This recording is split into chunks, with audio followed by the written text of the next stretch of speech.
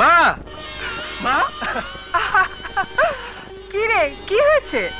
আজ তোমাকে একটা খুশির খবর জানাবো। খুশির খবর?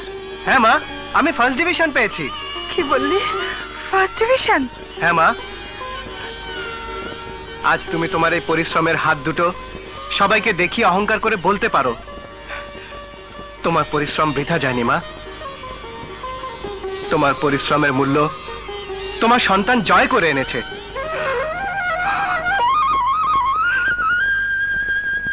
মা, আজ এই খুশির দিনে তুমি কাঁদছো? কই না তো। চোখের পানি তো কখনো আড়াল করা যায় না মা। আমি জানি কেন তুমি কাঁদছো। নিশ্চয়ই বাবার কথা মনে পড়েছে। বাবাকে তুমি ভুলে যাও মা। যে মানুষটি আমাদের খবর রাখে না, তার কথা মনে করে কেন মিছিমিছি কষ্ট পাও, কেন দুঃখ পাও? কষ্ট এজন্য পাই, ওই মানুষটিও যে আমাদের মতো চোখের আড়ালে নিজেকে লুকিয়ে রেখে দুঃখে আছে, কষ্টে আছে। কে বলে আমি দুঃখে আছি, কষ্টে আছি? আজ আমার ছেলে বিয়ে পাশ করেছে, এই সংবাদ শোনার পর আমার যে খুশি আর কে হতে পারে বলো? শাহানা,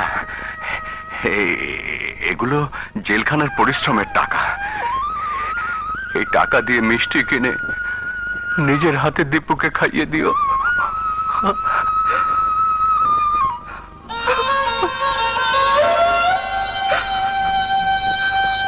শুনুন, সময় শেষ, আপনি চলে আসুন।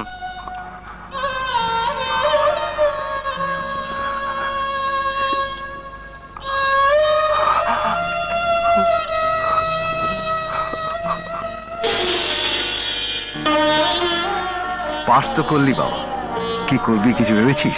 না মামা, কিছুই ভাবিনি। ভাববে তো তুমি।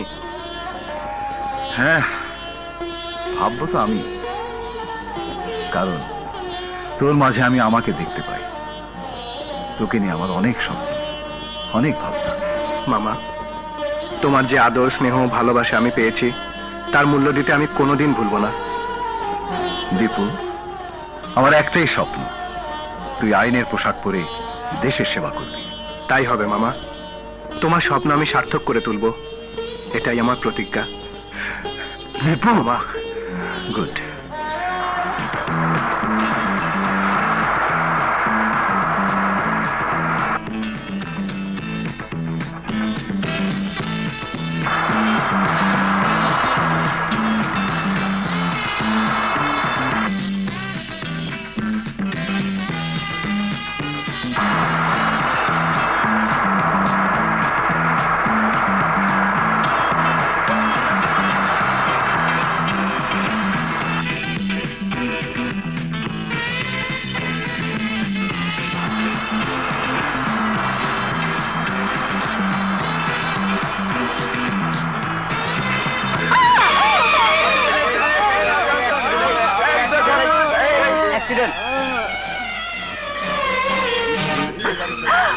এমনি গাড়ি চালায় না, তাড়াতাড়ি হাসপাতালে নিয়ে যান।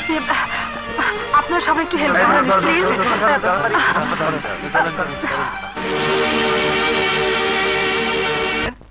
আমার মা অ্যাক্সিডেন্ট করে হাসপাতালে? হ্যাঁ, চলুন।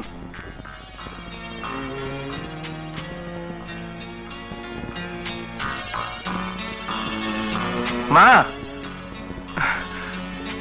মা, ওনাকে ঘুমের ওষুধ দেওয়া হয়েছে, এখন ডাকবেন না। আপনি? আপনার মা অ্যাক্সিডেন্ট করেছিল, আমি ওনাকে এখানে নিয়ে এসেছি। আপনাকে অনেক অনেক ধন্যবাদ। না না, এতে ধন্যবাদের কি আছে, এটা যে আমার কর্তব্য। আপনি ওনার কাছে থাকুন, আমি এখন আসি। শুনুন, এত রাতে একা যাওয়াটা কি ঠিক হবে? চলুন আপনাকে পৌঁছে দেই। না না, মাকে এই অবস্থায় রেখে যাওয়াটা ঠিক হবে না। আসি।